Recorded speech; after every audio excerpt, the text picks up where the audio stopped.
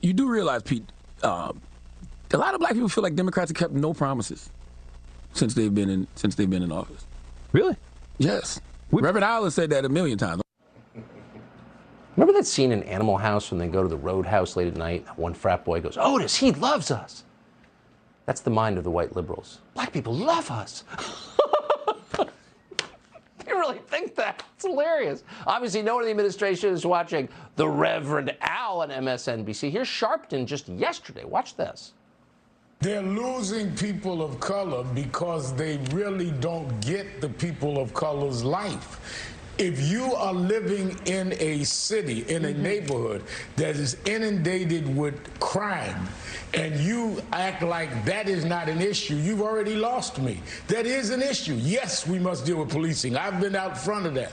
But you cannot ignore when 12-year-old kids who's somebody's niece and neighbor is killed, and you act like that's a non-issue because you're too elitist to live on the ground. Wow, you're too elitist to live on the ground. Okay, Al Sharpton, I hear you, big dog. Many parts of this country, we need gas to go to work. These beltway elitists, these limousine liberals here in New York, don't live in the real world. The limousine liberals. We have a great deal of limousine liberals here in D.C. too. I'm talking about some of the nicest brownstones you'll ever see in your daggone life right outside of the Capitol. Oh my God, in the Chevy Chase area, Wisconsin Avenue. Oh my, Georgetown. Come on now, I'm from DC, born and raised. You will see some. I like the way he put that, limousine liberals. How could you possibly know what the black community want or need? You're just acting like you know, and you don't really care for real. You're just trying to win so you can win. You want to win so that you can win, and that's unfortunate. Oh, so it turns out black people actually don't like being shot to death.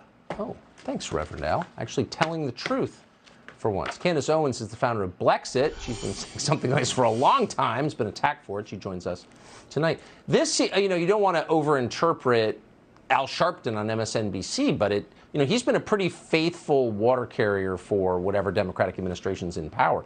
This seems a little weird that he's saying this.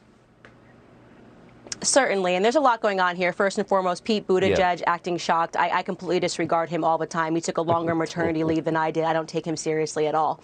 But Al Sharpton's interesting, and you're correct that we shouldn't misinterpret what he's doing here because he wants us to believe that he's telling the truth, but in reality, what he's trying to do is save whatever clout he has left in Black America. This is actually a signal. It should be a marker for us for how bad things have gotten in Black America. Man, leave it up to Candace to keep it real, bro. She's like, look, I hear you.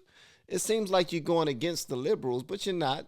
What you're doing is going against, well, you're trying to put yourself ahead of them so that you make yourself, I don't know, you give yourself a name again. Back in the day when Al Sharpton meant something. Back in the day when Al Sharpton was the man. Anybody say Al Sharpton name, ooh, they sending who? Yeah, Al Sharpton. That's what they sending. Oh, he gonna fix it. Him or Jesse Jackson.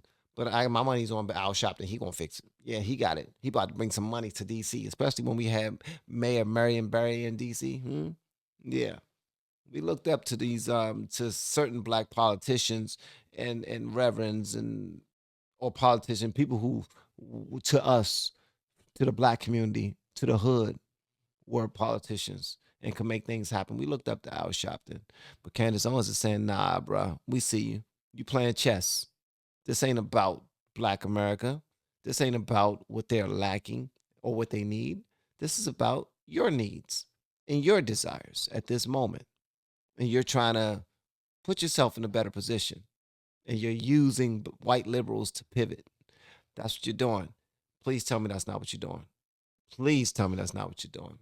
Because I'm just saying, bro. Right? Because Al Sharpton used to go around and he lies full time to Black America about their circumstances. Yeah. Even when he says, oh, out of touch the way Black Americans are living.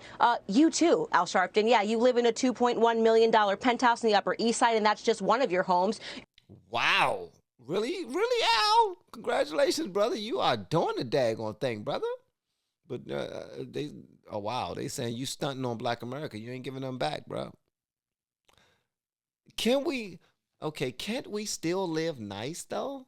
Al Sharpton, yeah, you live in a $2.1 million penthouse in the Upper East Side, and that's just one of your homes. You have an over $3 million tax lien last I checked, and you have to be making a ton of money to have a $3 million tax lien. Let's just be very clear on that, right? So he has no idea how Black Americans are living either. But what he's realizing right now is that Black Americans for a long time have followed his lies. They believed his lies. They kept believing that Democrats would make their lives better. Well, suddenly looking around and they're saying, okay, things are actually so devastatingly bad in our community that we will no longer buy the lie that voting for a Democrat is going to make things better. And we have just watched, we listened to you, we voted for Biden and Kamala, and things have gotten progressive, not even progressively worse, embarrassingly worse. I did not even predict that it would get this bad this quickly for Black America. Candace, listen, young lady, listen. You are dope. You are amazing. And I'm just now starting to really enjoy who you are, because you represent with some power and, you know what I mean, some authority. I love that.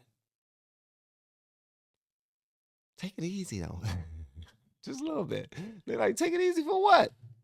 I don't know, man. So what he's doing is he's saving his own skin, right? So now he's trying to play the, oh, well, I'm now going to be the peacemaker, the communicator of how Black Americans are feeling. And so we shouldn't misinterpret it. Yes, he is telling the truth, but his motives behind telling the truth is really just to save Al Sharpton's own skin so he can purchase another penthouse. I mean, the only person that I know that has a bigger real estate empire than Al Sharpton is perhaps Black Lives Matter leaders. But can I just ask you, a lot of the people who lecture us from some high moral pedestal don't pay their taxes, I've noticed. How do you wander around free with a $3 million tax debt? I mean, the rest of us kind of pay our taxes because we're afraid not to. Like, how does he get away with that? Right. He votes Democrat. That's it. I mean, it's pretty simple. If you vote Democrat, you're never held responsible for anything. How is Hunter Biden not in prison based on what's been put in his laptop? I mean, could any other person be doing drugs in a laptop and not be arrested and do the things that he's done regarding prostitution and drugs? No, but you vote Democrat. And if you're willing to vote for Democrats and do their bidding and bring voters to them, you know, they'll look and pretend that you haven't done anything. And so it's sad, but that is the truth of the circumstances. They never have to pay for the things that they do. Yeah, it's discouraging to those of us who pay our taxes. Honestly, it really is. Candace Owens, appreciate your clarity. She's a daggone bulldog, man. She don't hold any punches at all. At all, man. Candace needs a hug. Somebody go hug Candace. Someone hug Candace and say, this is from LFR family. You know what I mean? She's a bulldog, though. I like her. As always. Thank you. Thank you. Hey, Sean Hannity here. Yeah, I want y'all to let me know what y'all thought about that in the comments below. If you have yet to hit that subscribe button, please make sure you do so on your way out the door. Let me know if you think Al Sharpton was being fake with his concern, or if he was, if you thought he was being true about his concern. All right, because he was facing it with some vigor. He was like, how dare you guys act like you're for the Black community? If you're not a part of the Black community, you don't understand the Black community. Was he doing that, you know, because he was just being, he's fed up? Because it was authentic, it was authentic, it didn't have anything to do about dollar signs? Or do you believe that it had everything to do with dollar signs, or everything to do with his political stance and him trying to remain relevant in the Black community? I look forward to seeing what y'all say in the comments below, and if you've yet to hit that subscribe button, please make sure you do so on your way out the door. Once again, guys, I am Van, and now we are all the LFR family, and I look forward to seeing you on the next video, hopefully inside the Patreon as well. Y'all have been amazing. Love y'all. Bye.